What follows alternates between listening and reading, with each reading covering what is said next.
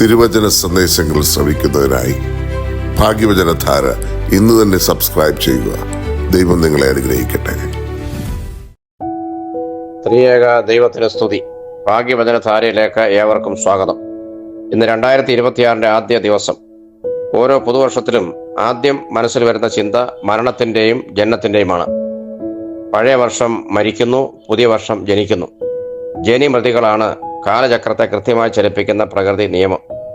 ഇത് വർഷാരംഭത്തിൽ മാത്രമല്ല, എല്ലാ മാസങ്ങളിലും ആഴ്ചകളിലും ദിവസങ്ങളിലും മണിക്കൂറുകളിലും ഓരോ നിമിഷത്തിലും ഓരോ മരണവും ജനനവും നടക്കുന്നുണ്ട്. എന്തിന്, നാം അറിയാതെ തന്നെ നമ്മുടെ ശരീരത്തിലെ കോടാനുകോടി കോശങ്ങൾ ഓരോ ദിവസവും മരിക്കുകയും പുതിയത് ജനിക്കുകയും ചെയ്യുന്നു എന്നാണ് ശാസ്ത്രം പറയുന്നത്. പഴയത് മരിക്കണം, പുതിയത് ജനിക്കണം. പഴയത് വഴിമാറി കൊടുക്കണം, പുതിയത് കർമ്മരംഗത്ത് ശക്തമാകണം.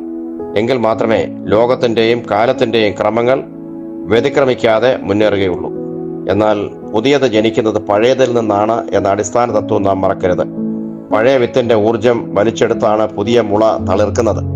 പഴമയുടെ ഊർജവും നന്മയും നിലനിർത്തിക്കൊണ്ട് പുതുമയിലേക്ക് പ്രവേശിക്കുമ്പോഴാണ് പുതിയതിന് തിളക്കവും മിഴിവും വർദ്ധിക്കുന്നതെന്നും നാം ഓർത്തിരിക്കണം. ലോകം ഇന്ന് ദ്രുതഗതിയിൽ മാറ്റങ്ങൾക്ക് വിധേയമായി പുരോഗതിയുടെ പാതയിൽ മുന്നേറുകയാണ്. സൈബർ യുഗത്തിലാണ് ഇന്ന് മനുഷ്യൻ ജീവിക്കുന്നത്. ഗ്ലോബൽ വില്ലേജിലാണ് നാം താമസിക്കുന്നത്. ഇൻഫർമേഷൻ ടെക്നോളജിയും ആർട്ടിഫിഷ്യൽ ഇൻ്റലിജൻസും ഇന്ന് ശാസ്ത്രലോകത്തെ കീഴടക്കിയിരിക്കുന്നു. ആധുനിക മനുഷ്യൻ ഇന്ന് യന്ത്രങ്ങളുടെ ലോകത്ത് അവയുടെ പൂർണ്ണമായ നിയന്ത്രണത്തിൽ അകപ്പെട്ടിരിക്കുന്നു. മേതിൽ രാധാകൃഷ്ണൻ എന്ന പ്രശസ്തനായ എഴുത്തുകാരൻ ആധുനിക മനുഷ്യനെ വിലയിരുത്തിക്കൊണ്ട് നടത്തുന്ന നിരീക്ഷണം വളരെ ശ്രദ്ധേയമാണ്. അത് ഇപ്രകാരമാണ്: 1. ദൈവം തൻ്റെ സ്വന്തം രൂപത്തിൽ മനുഷ്യനെ സൃഷ്ടിച്ചു, എന്നാൽ മനുഷ്യൻ തൻ്റെ സ്വന്തം രൂപത്തിൽ ദൈവത്തെ പുനർസൃഷ്ടിച്ചു. 2. മനുഷ്യൻ തൻ്റെ സ്വന്തം രൂപത്തിൽ യന്ത്രങ്ങളെ സൃഷ്ടിച്ചു, എന്നാൽ യന്ത്രങ്ങൾ തങ്ങളുടെ സ്വന്തം രൂപത്തിൽ മനുഷ്യനെ പുനർസൃഷ്ടിച്ചു.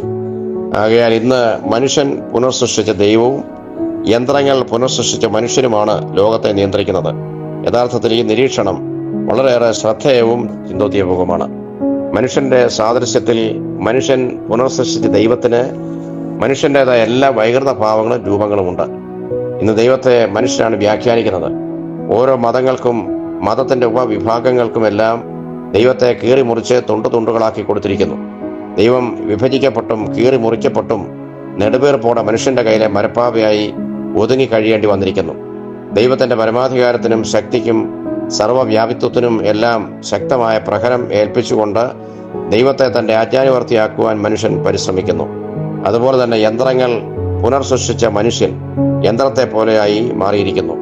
മനുഷ്യത്വവും മനസാക്ഷിയും ഇല്ലാതെ ഏത് ക്രൂരതയും കൊടും വഞ്ചനയും സ്വാർത്ഥ ലാഭത്തിനു വേണ്ടി ചെയ്തു കൂട്ടുവാൻ മടിയില്ലാത്തവനായിരിക്കുന്നു. ആർദ്രതയും അനുകമ്പയും സ്നേഹവും സഹാനുഭൂതിയുമെല്ലാം മതഗ്രന്ഥങ്ങളുടെ അകത്താളുകളിൽ ഒതുങ്ങിക്കഴിയേണ്ട ഗതികളിൽ ആയിരിക്കുന്നു.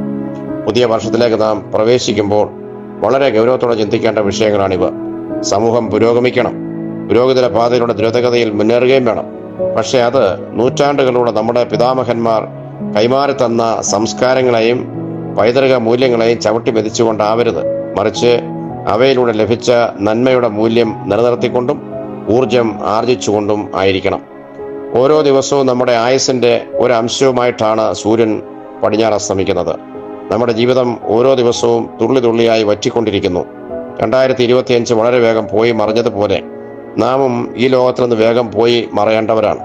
എന്നാൽ ശാന്തമായി ഉദിച്ചുയർന്ന സൂര്യൻ ഉയർന്നുയർന്ന് കത്തിജ്വലിച്ച് തൻ്റെ എല്ലാ ഉത്തരവാദിത്തങ്ങളും പൂർത്തിയാക്കി സന്ധ്യയിൽ പടിഞ്ഞാറ് പോയി മറയുന്നത് പോലെ നമുക്കും ചെയ്തു തീർക്കേണ്ട ഉത്തരവാദിത്തങ്ങളുടെ ബഹുലമായൊരു പട്ടിക ദൈവം തമ്പുരാൻ നമ്മുടെ മുമ്പിൽ വെച്ചിട്ടുണ്ട്. അത് പൂർത്തീകരിക്കുവാനുള്ള ജാഗ്രത പുതിയ വർഷത്തിൽ നമ്മെ നയിക്കുന്ന പ്രേരക ശക്തി ആയിരിക്കണം.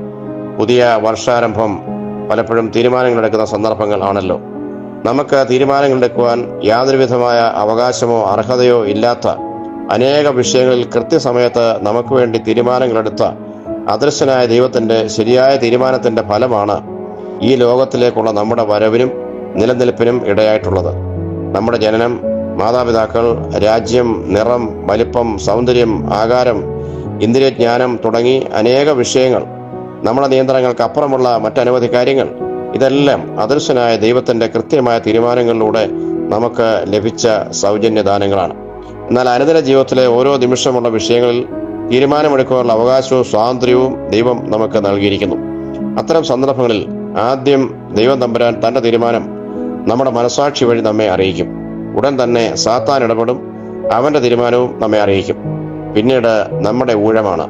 നാം മേൽ പറഞ്ഞ 2 തീരുമാനങ്ങളിൽ ആരുടെ തീരുമാനത്തോടെ യോജിക്കുന്നുവോ അപ്പോൾ 3/2 ഭൂരിപക്ഷത്തോടെ ആ തീരുമാനം പാസ്സാകുന്ന തീരുമാനത്തിനനുസരിച്ചായിരിക്കും നമ്മുടെ ജീവിത വിജയത്തിന്റെ വിധി നിർണയിക്കുന്നത്.